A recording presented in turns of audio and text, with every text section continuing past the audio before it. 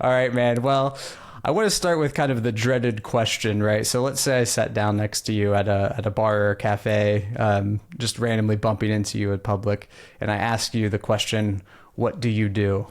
How would you answer? How would you describe your research to me as a layman, let's say, who's just trying to get an idea of how you spend your time?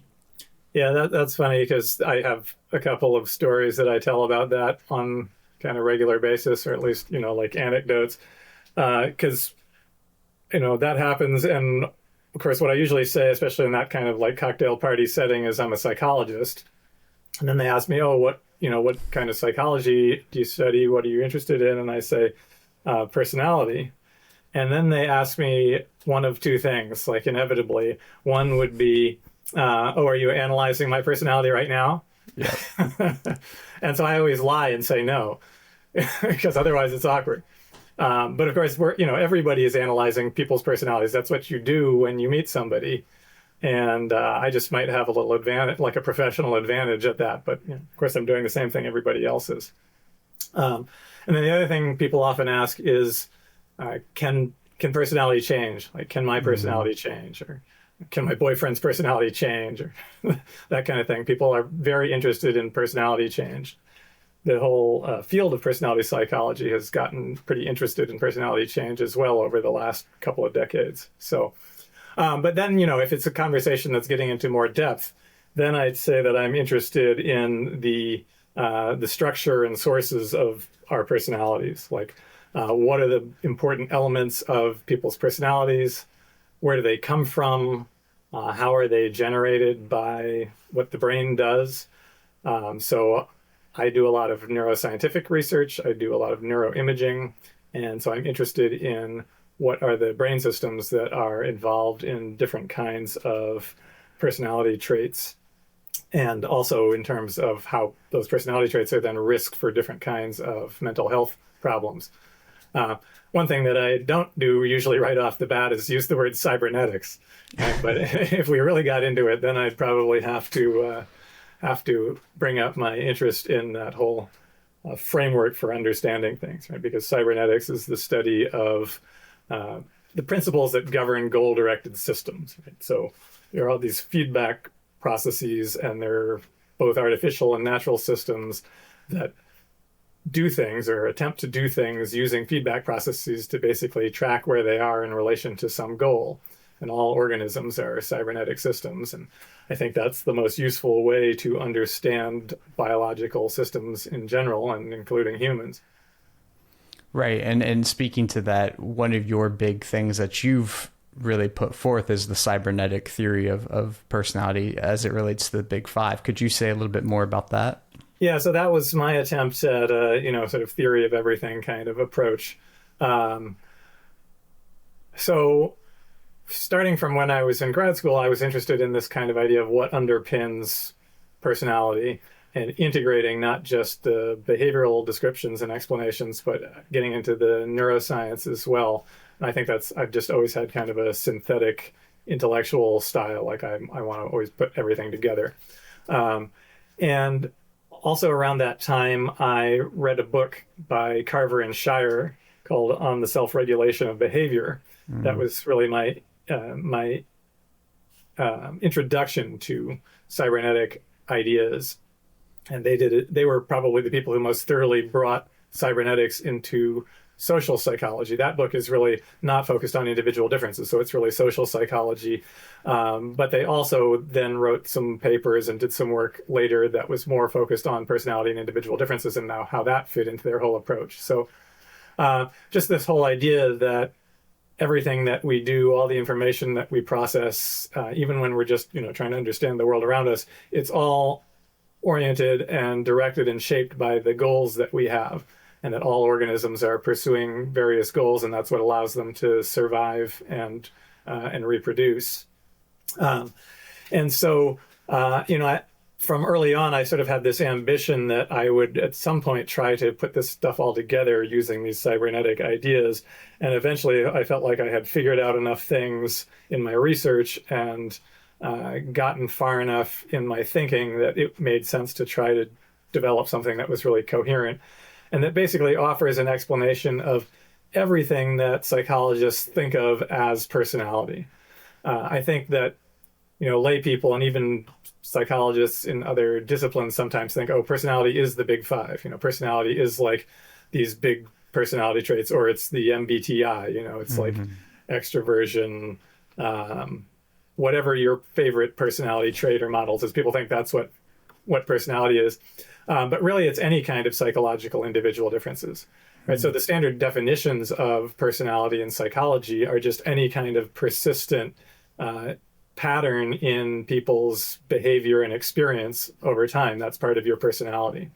So, if you're a basketball enthusiast and you play a pickup game every week, then, that love of basketball and engagement in it is part of your personality over time. And whenever we ask, you ask somebody like, what's this person like? We're talking about what their personality is, even if we don't use those broad terms like, oh, they're an extrovert or they're really anxious, or, even if we talk about what they're interested in or what they like to do, that's all part of personality from the psychological perspective. So the theory was basically trying to draw on these cybernetic principles to understand like what's a good definition for the parts of personality, and then how can we explain where it comes from and what are the underlying mechanisms and processes that produce it. The theory is called the Cybernetic Big Five Theory, even though, as I just said, personality is not just the big five, but the big five are special, right? They have this kind of important place within personality, because they are the major dimensions of covariation among all the more specific differences in people's personalities. Like if you just assess people on 100 different characteristics, and then you look to see which ones tend to appear together within people, you use a technique called factor analysis, typically. You're going to get something that strongly resembles the big five.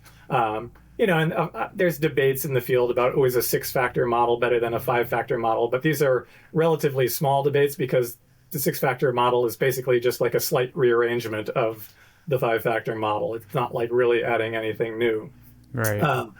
Even though, of course, there are 6-factor model people who would, fight me to the death because I said it doesn't add anything new. But whatever, there's a reasonable consensus in the field, even if they're the kind of usual differences that scientists will argue about.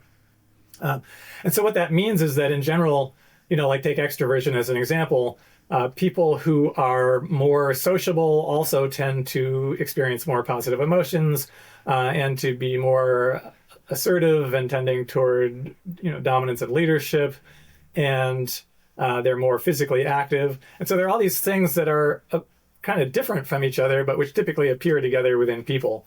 And one of the really fascinating questions in personality to me is why? Why do these things group together? What are the underlying mechanisms that cause that kind of clustering?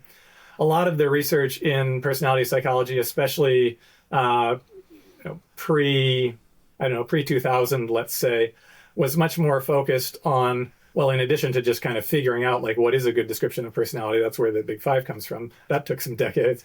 But a lot of the work was basically more on prediction, right? It's like, okay, we've measured somebody's personality. Now, what are the outcomes for that person likely to be based on their personality? How can we use personality to predict job success or relationship satisfaction or risk for mental health problems or well-being, or just, any number of things that we might want to predict. But I was really interested in going in the other direction causally, like instead of you've got personality and what are the outcomes, rather you've got personality and where does that come from? That kind of explains the whole interest in these underlying cybernetic mechanisms, and then the way that the brain and the way these are neurally instantiated, let's say. Yeah. Would you say that we found some kind of neural correlates to kind of emphasize why we get these clusterings? And for example, I think of Panksepp's 7 emotional circuits, right? And his attempt to kind of say, these are the 7 emotions we have, and these are the circuits that drive it, and here are the evolutionary reasons. Do you see something like that for the big five as you kind of dig deeper into this nascent field of personality neuroscience? Yeah, absolutely. And, Panksepp in some ways was tackling an easier job because he was only focused on emotions. So regular patterns in people's emotions are part of their personality, but there's more to it as well. There's various patterns of thinking and different goals that people have and all kinds of stuff. So the Big Five summarize more than just emotions. But actually, where we've made the most progress in neuroscience, and this isn't really surprising because of people like Panksepp and what you can do with animal research, the two of the Big Five that have the most well-established neural correlates at this point are extroversion and neuroticism, and I think that's pretty clearly because they reflect these basic individual differences in sensitivity to reward for extroversion and sensitivity to punishment for neuroticism. And reward and punishment are just the most basic fundamental psychological processes, and we have studied those circuits in a lot of depth in other species where it's relatively easy to do. And fortunately, all mammals have a fair degree of conservation of the way that their brain works, especially in those low-lying motivational processes. Right, it's interesting. The human brain is obviously much bigger proportionally than most other animals' brains. But if you look across mammals, like if you look at a rat, for example, everybody's favorite lab animal, the human cortex proportionally is huge. It's much bigger than the rats. But if you look at the proportions of the subcortical structures, where a lot of these motivational processes are being computed and conducted, those are very similar. So there's a lot of similarity. So it is, I always bring this up in my personality course because we do a lot of discussion of neuroscience. And, people may wonder, like, is a rat really a good model of a human being?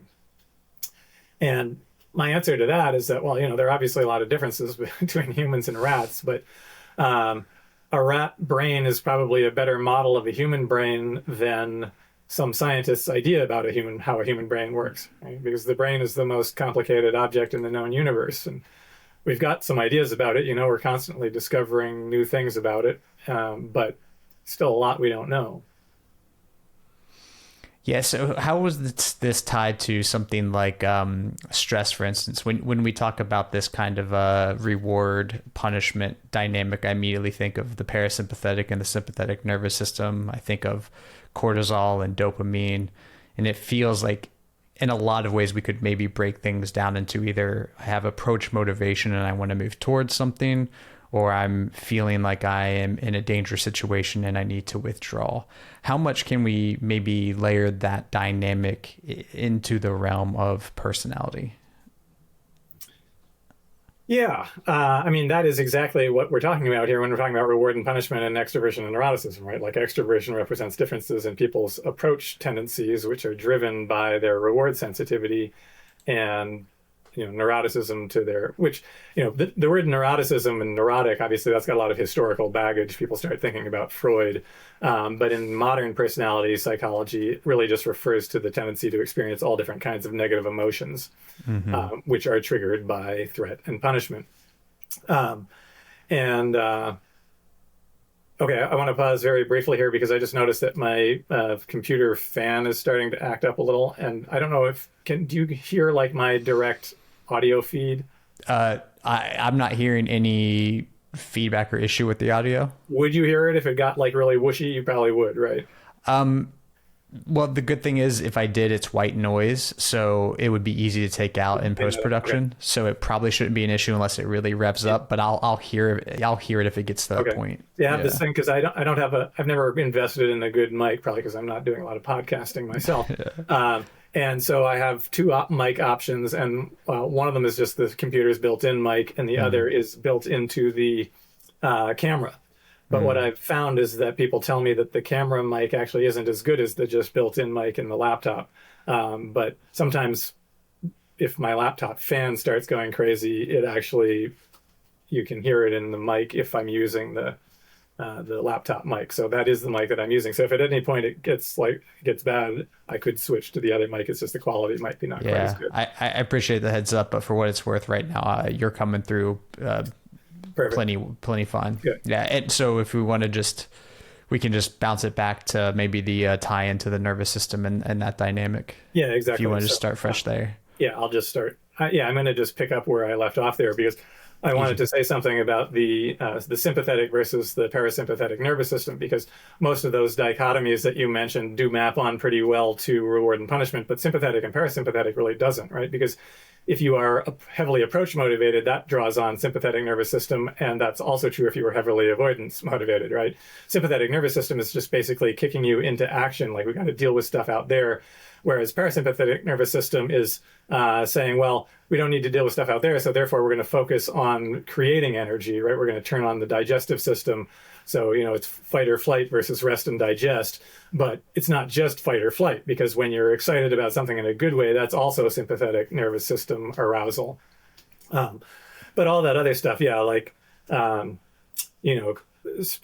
and cortisol, and there's good evidence that the sensitivity of that basic stress system is linked to neuroticism. Mm-hmm. But actually, really, the best evidence that we have in terms of human neuroscience is that neuroticism is linked to sensitivity of let's say threat detection and mobilization systems, like the amygdala, for example, and the associated structures like the bed nucleus of the stria terminalis.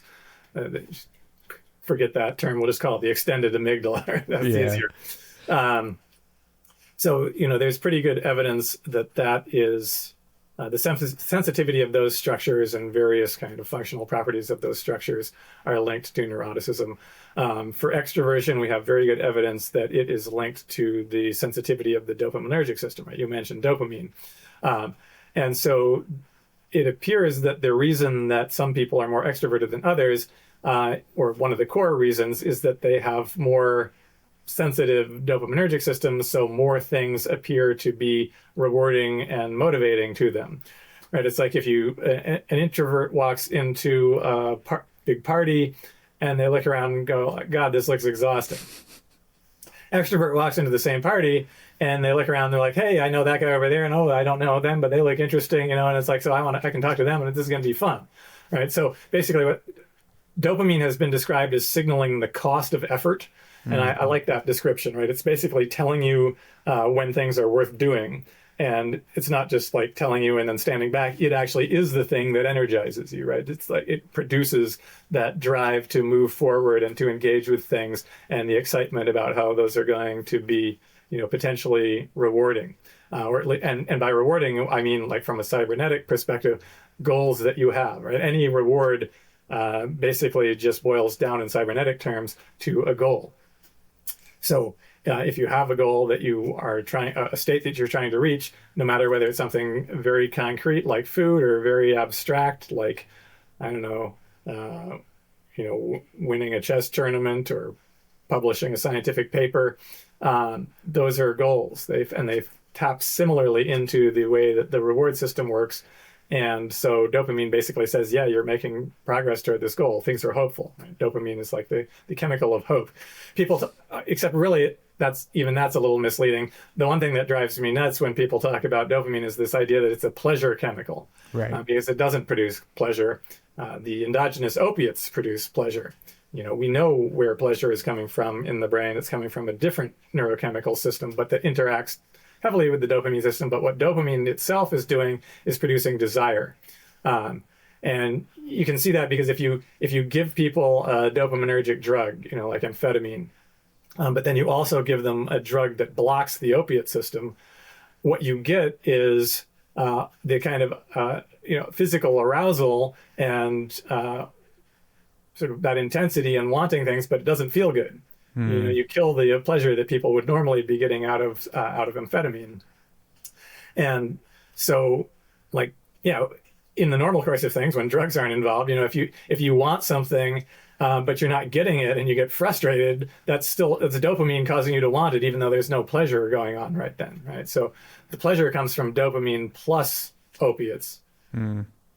So we can maybe bring that to the cliche response that you get at the cocktail party, right? So what does this tell us about the stability of these traits over time? And maybe we could even speak to a little bit their source, right? So how much are we looking at something like a nature versus nurture dynamic here? How much do our genes kind of predispose us to certain personality types? And then how might maybe our relationship with stress or depression or, different aspects of our lives change our personality over time throughout our lives? Yeah, well, the easy answer to that is that it's both nature and nurture, right? It's never nature or nurture. It's always both. All behavioral traits that have been studied show influences of genetics, but also all behavioral traits show influences of the environment. So all of these things are heavily shaped in the first place in terms of like the likelihood of how our personalities are going to end up by our genetic background. So, that we know. But at the same time, there are various, there's plenty of opportunity for experiences and, stress or trauma or whatever happens to us to shape our personalities during the course of development, starting in childhood, starting in the womb, all the way through life. And personality does change. Something that's become very clear in a lot of research over the last couple of decades is that personality in adulthood changes. And it's interesting because it's hard to find specific life events that systematically affect personality change. In other words, that cause it to change in similar ways for most people. A couple of things that have been identified there are getting into your first romantic relationship, serious romantic relationship, and getting your first job. With both of those, you see predictable changes in personality traits. In other words, changes that you can see in most people who have that kind of experience. But there are lots of things that people thought would be good predictors of personality change that at first didn't seem to be. Things like, having your first child. Everybody's like, well, of course that changed my personality dramatically to have children. But it doesn't show up in terms of like a regular pattern of personality change. But that seems to be because there are these things that are major life events that, and yes, they do cause people's personalities to change, but they affect different people in different ways. And so you can't just readily see like, oh, this will predict this kind of personality change. Like some people have kids and they suddenly become much more conscientious. Some people have kids and they become totally disorganized and their life falls apart, right? And so it's like they've changed in opposite directions. And so then it doesn't show up in the kind of studies that people are usually doing. But they've started to do that kind of more sophisticated approach to looking at not just change and how that relates to people's experiences, but individual differences in change, like how different people change differently, even in response to similar situations. Yeah. And what about like the changes in relationship to something like generational, societal or technological differences? For instance, I'm thinking maybe like social media, as we were talking about with like reward and pleasure, approach and withdrawal. I'm thinking social media exposes us to a lot of ideas that might feel almost like chaotic or entropic, right? They have this unknown, unpredictable aspect to them where they're cultures that we don't understand, we don't relate to. And in a sense that might be overwhelming or scary, but for some others that might be really intoxicating and an opportunity to learn and grow and something that's really exciting. So I'm wondering, as we shift into this more technological paradigm, does it seem reasonable that we might see personality shifts in relationship to like this new kind of way that we live our lives? Does that make sense? Absolutely makes sense, and it's certainly possible. I mean, I think we're at such early days yet with this, technology that is really changing everything and changing people in ways that, we don't really fully understand. And people like to say, oh yeah, whatever, it's just people do what they always do. They've just now got smartphones. But no, in fact, technologies often have incredibly dramatic and disruptive effects on human societies and human development. Think of the development of the printing press, and that led to several decades of war. Right. So yeah, certainly things are changing, and we know that this is possible in terms of these basic personality traits too. I'll give you one example that I like to use sort of historically, which is that if you look at, there was enough research with a particular questionnaire that people were able to track the changes in levels of assertiveness, basically that kind of component of extroversion that's about, taking charge of things and being forceful, moving toward what you want, that kind of goal-directed activity, right? And if you look over these three different historical time periods, you see this change in women's levels of assertiveness specifically in different cohorts. So it's relatively high between let's see, it's relatively high in the 1930s and 40s. Then it becomes relatively low in the 1950s and 60s, and then it becomes relatively high again in the 70s and 80s, presumably continuing, but the study was done back in like the early 90s, and so it was looking at that span of time. So I always ask my students, it's like, well, what can you think of that might have been responsible for those changes in terms of historical events? You want to guess, or you want me to tell you? Oh, please go for it. I mean, I got a good idea, but yeah, right. I'll let you. That's right. If you know history at all, which of course some of my students don't, it's not that hard to figure out. So in 30s and 40s, you've got the Great Depression and World War II. And what happened then was you had a lot of women entering the workforce in the Depression because there just wasn't, it was hard to earn enough money to survive. And then in World War II, because so many of the men were off fighting the war, that they needed people to work so all these women went to work in the factories. So they're being given more responsibility, and it's kind of allowing that potential in their personality to flourish. And then, of course, in the 50s and 60s, you've got the return from the war and suburbanization and this kind of ideal of the nuclear family and keep women in the house and all this stuff. And then, of course, around end of the 60s, beginning with the 70s, you've got women's lib and the civil rights movement, and you've got and the sexual revolution, and suddenly you've got this whole big freeing effect again in society. And so it makes sense that people's personalities again become more like outwardly directive and assertive for especially women, because they were the most affected by those changes.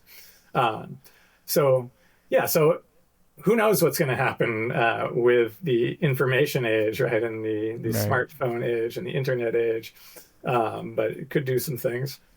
I mean, we do know that when people have more kind of diverse and enriching experiences, like somebody goes and studies abroad for a while, it tends to increase their levels of openness to experience, which is one of the big five traits, right? Which basically refers to people's tendency to be curious and thoughtful and interested in information, interested in art, interested in intellectual things.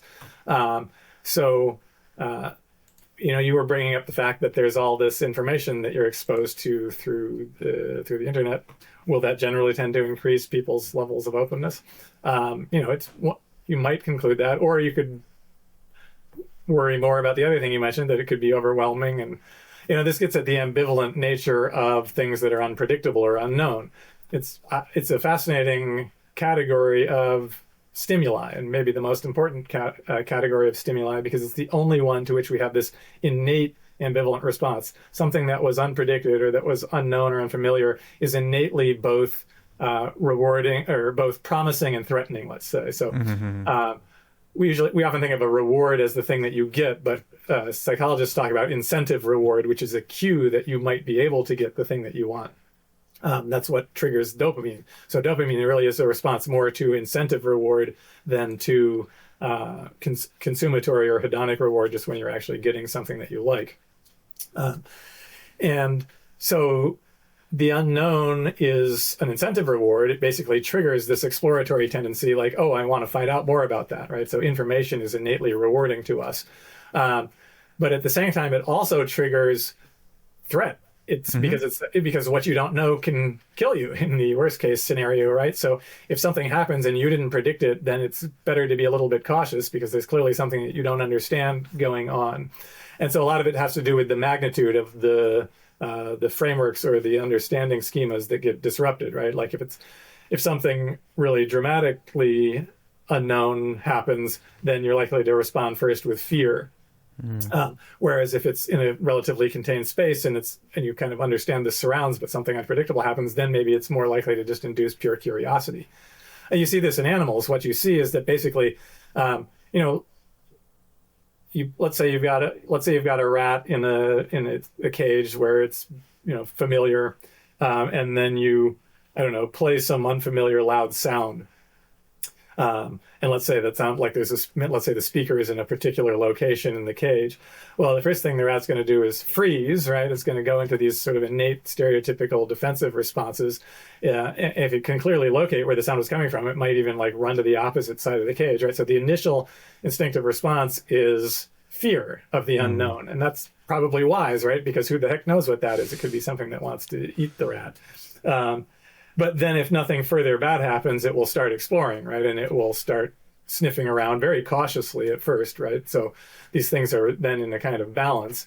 But eventually, if nothing further bad happens, the exploratory side, the reward side, will outweigh the threat and punishment side, and it will explore all around and maybe like try to figure out what the source of this sound was or is.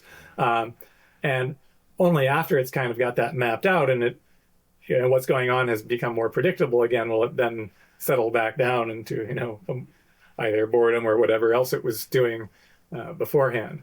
So, that idea that, first of all, that everything that we do is basically organized around the question of, do we predict it or do we not?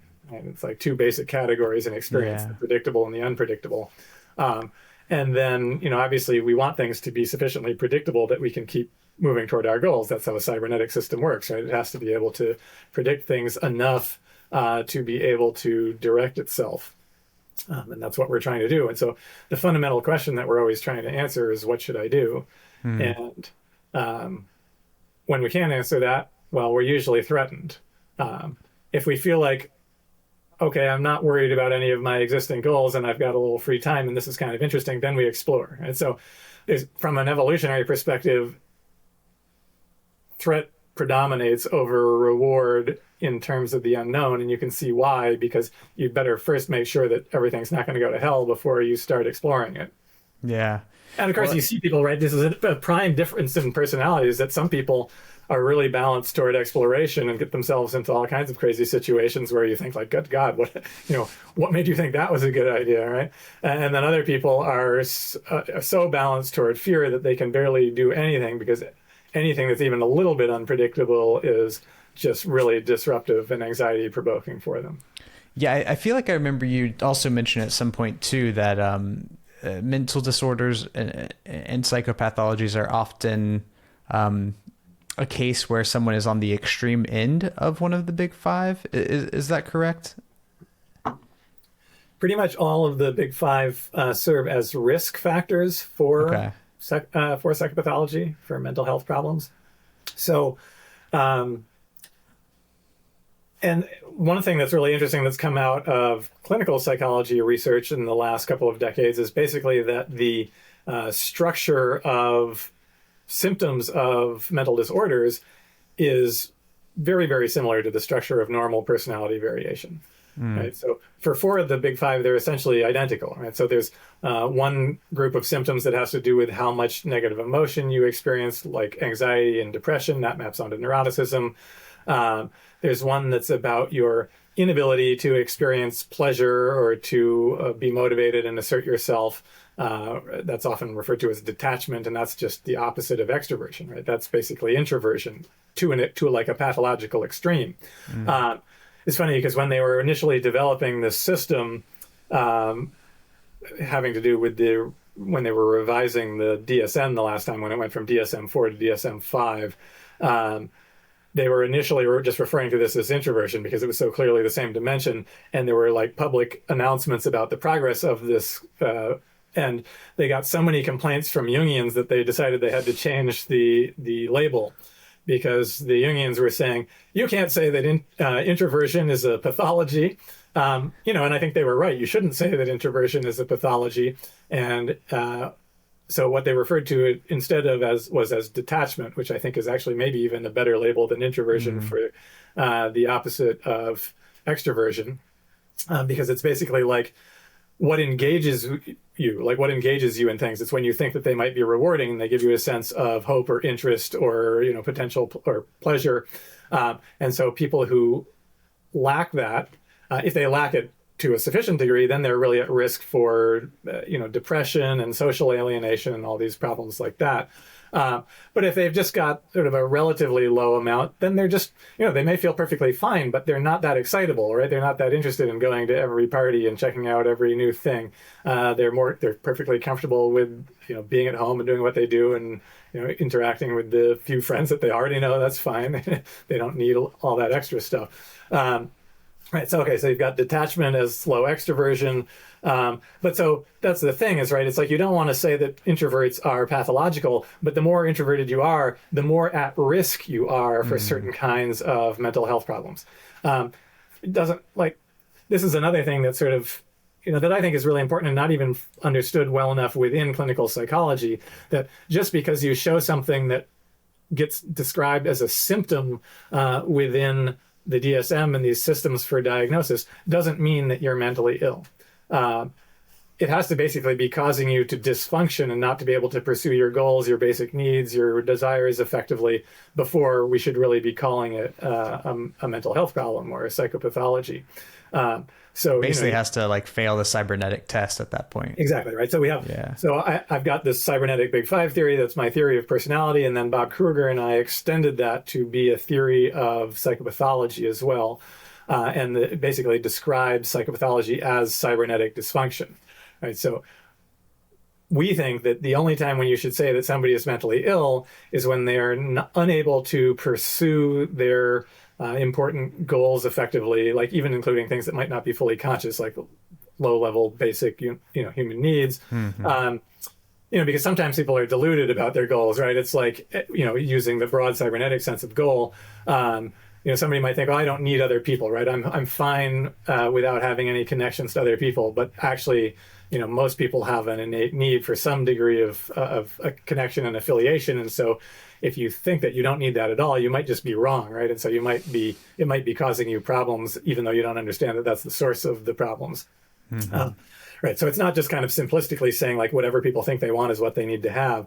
It's more complicated than that. But basically the idea is, if you're not able to get what you want and need, and you're also not able to then adapt and to figure out ways to change your behavior or how you're thinking about things or what your specific goals should be that allow you to get back on track to making progress toward those things, that's when you're mentally ill. That's when you have psychopathology.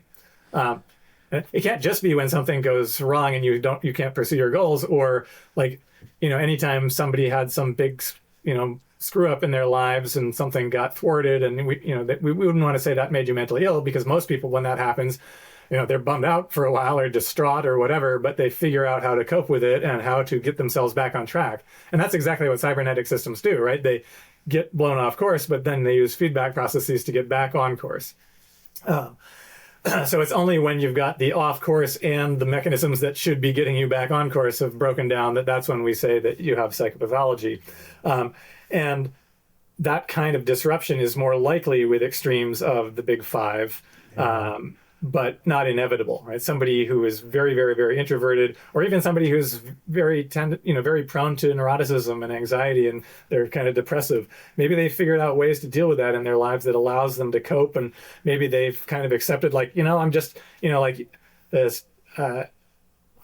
Classic, Woody Allen character, let's say they're incredibly neurotic, anxious, but still sometimes depicted as capable of success, right? And capable of doing things meaningful in life and feeling kind of feeling okay with themselves, even because they've sort of accepted that they're unable to be satisfied. Yeah. Right? So you can potentially compensate for your personality traits that put you at risk for various kinds of problems. Is basically what I'm saying.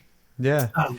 If you want to go through the other three, so you've got neuroticism and punishment and anxiety, depression, what's called internalizing problems, extroversion or low introversion, low extroversion associated with the risk for depression, social alienation, those kinds of things. And often the other side of the trait is a risk as well.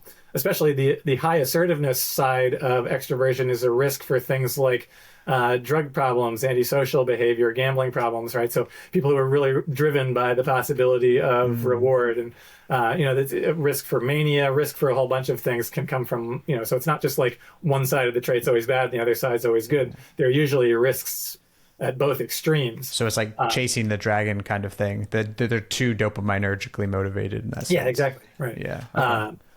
yeah, having too much dopamine at the very highest extreme appears to be what's responsible for mania. Gotcha. You can get just totally out of touch with reality, right? And mania and psychosis overlap, very heavily overlap genetically, actually, right? It's like dopamine's effect on behavior is mania, and dopamine's effect on thinking is psychosis. Because it's like any idea is potentially plausible. Anything that pops into your head, it's like, oh, that might be, there's something going on over there. I better put those connections together. Oh, now the TV's talking to me, right? So speaking of psychosis, so the risk for psychosis, the most specific risk in personality is high levels of openness to experience. Right. So if you're really, really open to perceiving different patterns and taking in information, that's associated with creativity. That's great in general, especially if you're, somebody who's intellectual and curious. But it does put you more at risk.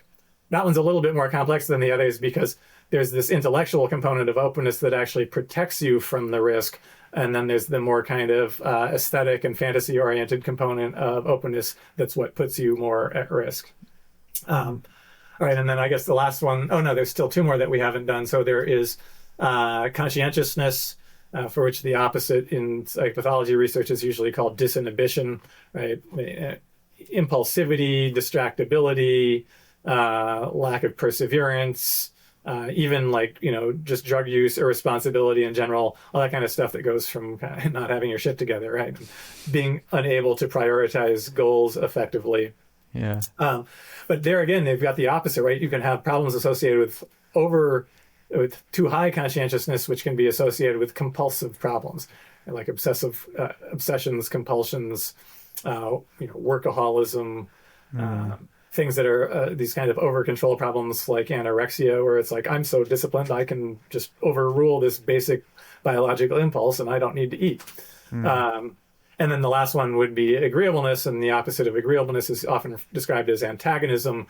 And that's where you get problems that have to do with all the risks that are entailed by like just having no empathy for other people, being willing to exploit other people. So you get like antisocial problems, but then you also get problems with just like intimacy and being able to connect to other people.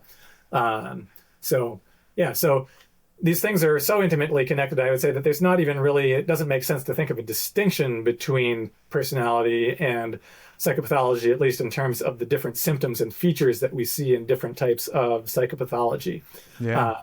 I think we need to focus on something like cybernetic dysfunction to get us, where's that line? Like, who are the people who need help? How do we distinguish just normal personality variation from when it goes into something that we want to call psychopathology?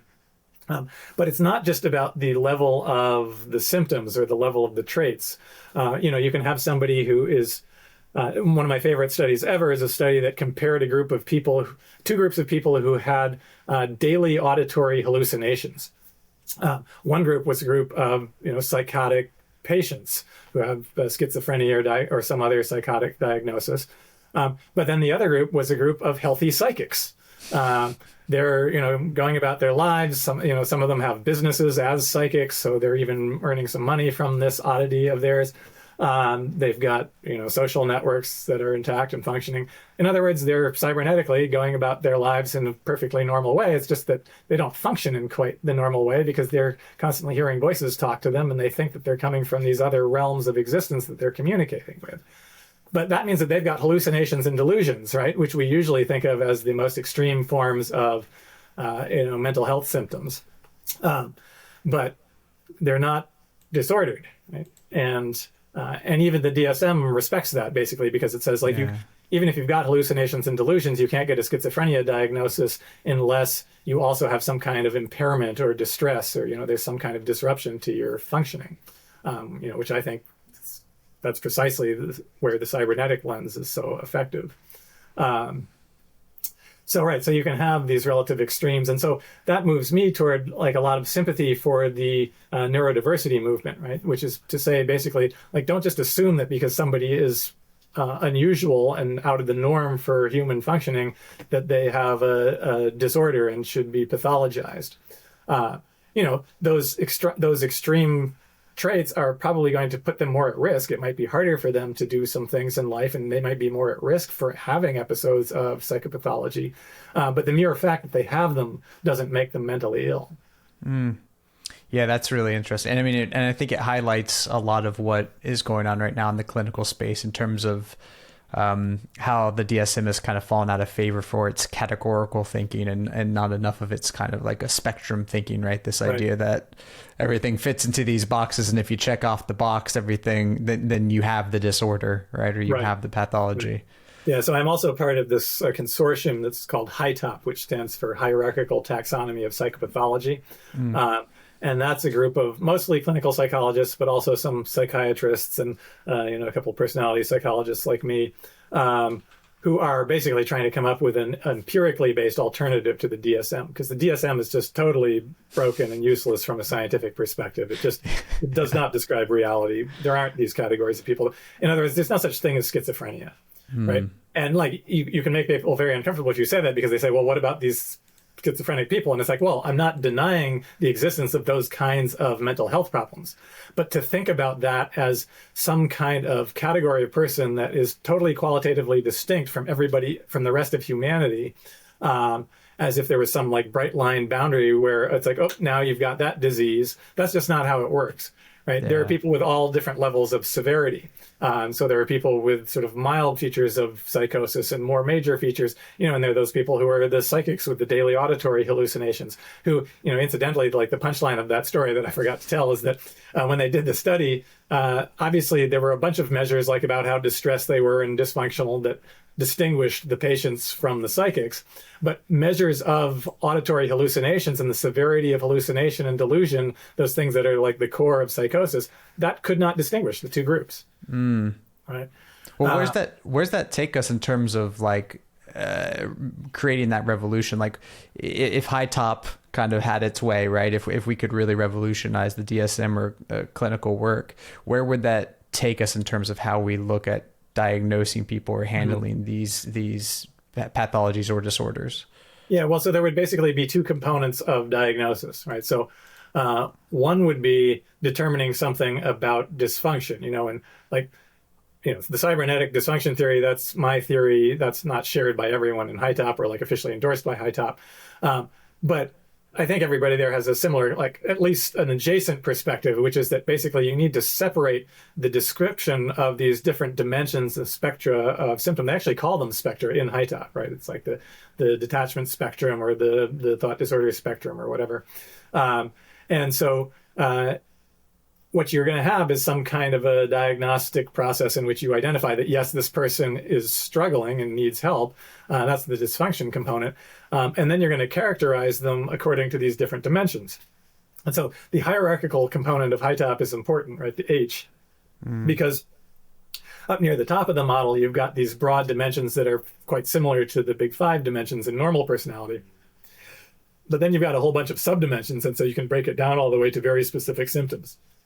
But so what the HiTOP model does is it basically shows you how really specific symptoms like, insomnia or some kind of compulsion or, all these different specific things that people present with in the clinic, how those tend to go together within people, because then that gives you clues to say, well, this person's got a bunch of problems from within this spectrum.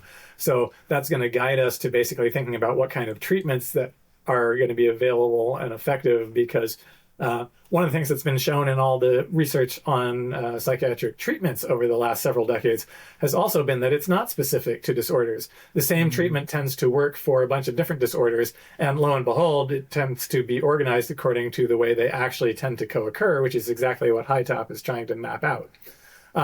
So I think what you will get in the sort of ideal world of diagnosis, it's like the problem is the medical world operates on tradition and authority rather than on science. Like they like to think of themselves as scientific, and yes, they do, pay attention to science as it emerges. But for them, the ultimate authority is not the empirical research. It's like what the important doctors say is right, and that's right. DSM is created by a process of authoritative committees, basically. Yeah. So it's very tough to change, in other words, because people resist change and whatever. We could talk about that at length. But anyway, ideally, if all that could be got around, what the DSM or the equivalent to it would look like would be a set of procedures for figuring out how to figure out like who's dysfunctional and who needs help, and then a set of procedures for characterizing their profile across the whole range of different symptom possibilities. And the easy way to do that is basically to start with these kinds of broad level symptoms and then zoom in on the ones where people show elevations. And so, instead of saying, well, you're in this box and you're in that box, or, sometimes people have to be in two different boxes. And that, in fact, that happens all the time. And it makes psychiatrists, at least in principle, very uncomfortable because the whole DSM is set up to try to minimize comorbidity. It doesn't want to put you in two boxes. It wants it to be one box. But because it's not dimensional in the first place and boxes don't exist, and doubly because the symptoms are not organized the way that they actually come out in nature anyway, right? Like the DSM would be better, even if it was still wrong about the categorical thing, if it grouped symptoms according to the way in which they actually tend to appear within people.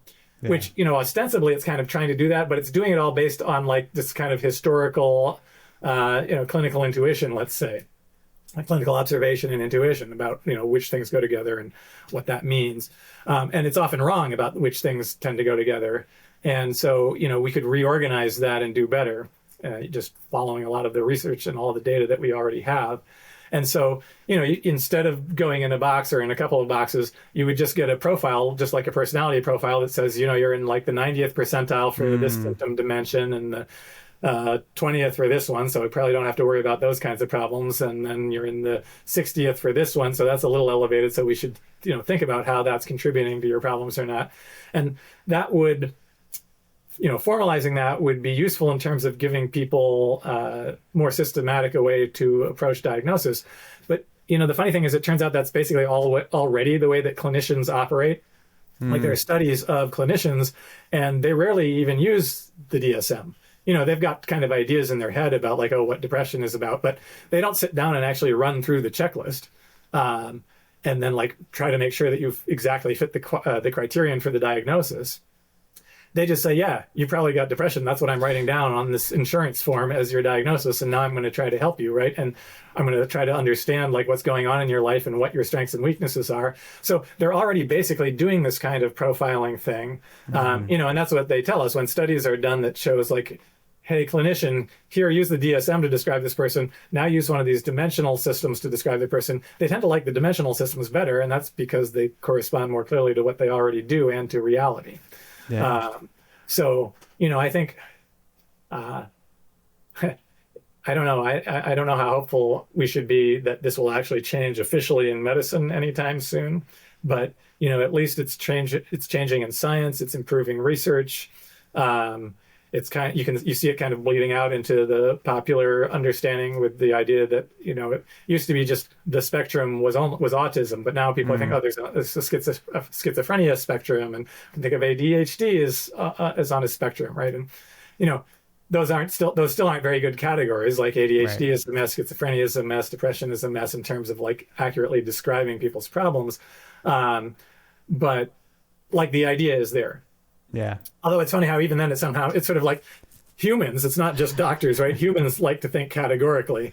And so, it's like, oh, are you on the spectrum? Well, that's just trying to turn a spectrum back into a category, right? It's like, no, the idea of a spectrum is that everyone is on the spectrum. It's just where on the spectrum you are. Yeah. And the people who are, have very, very low levels of these things that we associate with autism, they're not off the spectrum. They're just very, very low on the spectrum. Yeah. Right. And so, I think people are kind of blending these two different things together, and they still don't quite have it. But, maybe we'll get there. It's a hard habit to break. Well, with that, Colin, we are sneaking past our time here, and I want to make sure I respect yours. But with that, I want to offer you a chance to maybe give us any closing words, or maybe tell us where you're looking forward to, like maybe some research that you're excited to be working on these days, where you think AI is taking things, or just some thoughts that you'd like to close with. Anything at all. The world is your burrito. Put whatever you want inside of it. Well, I'm not going to touch AI because that's just such a huge can of worms. Second conversation. New technologies disrupting, human personalities and human societies. God only knows at this point what that's going to look like with AI. Although, I will say that I'm a believer that AI, that artificial general intelligence, AGI, we will get that very soon. People are skeptical about that, but I don't think it's actually that hard in one sense. Like I think that like the hard work has already been done, right? These kind of like the large language models basically give you what Kahneman called thinking fast, right? These kind of automatic associative processes that we do a lot of our mapping out of the world by, and all they need to do is graft on the thinking slow part, right? They need to develop a module or an engine or whatever that does logical and causal reasoning.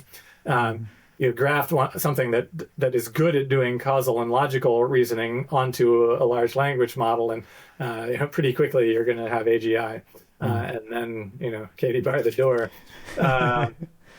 But yeah. And we could. I even think that machines could be conscious, although I think that's probably harder than some people think who think that machines will become conscious. Anyway, another whole set of topics for some other time. But I don't know what's going. I'm still very excited about personality neuroscience and the way that's going. It's becoming increasingly common to have these very large neuroimaging studies. Like a lot of the problems with early couple of decades of neuroimaging was that the samples were very, very small. Really, they were too small even for what they were trying to do, which was just to see how the brain behaves in general, what the average human brain is like. But that turns out to be not that hard to do even with a relatively small sample. Like maybe if you can have less than 100 people and still get a good understanding of how the brain typically works. But then the problem was that people started moving from looking at how the brain typically worked to trying to understand individual differences and like how do differences in various traits map onto differences in the brain function. And what they didn't realize was that, I don't know, not enough of the right kind of statistical background or psychometrics, but for that you need, many more hundreds of people, and you can't get away with a sample less than 100 and study individual differences, basically. But now that's kind of, the field's kind of catching up with that, and sample sizes have been increasing, and there are these big data sets out there. And so we're actually starting to make more progress. And, a lot. So I mentioned earlier that the things we know the most about are neuroticism and extroversion because they're tied to reward and punishment. And we know a lot about that from animal neuroscience.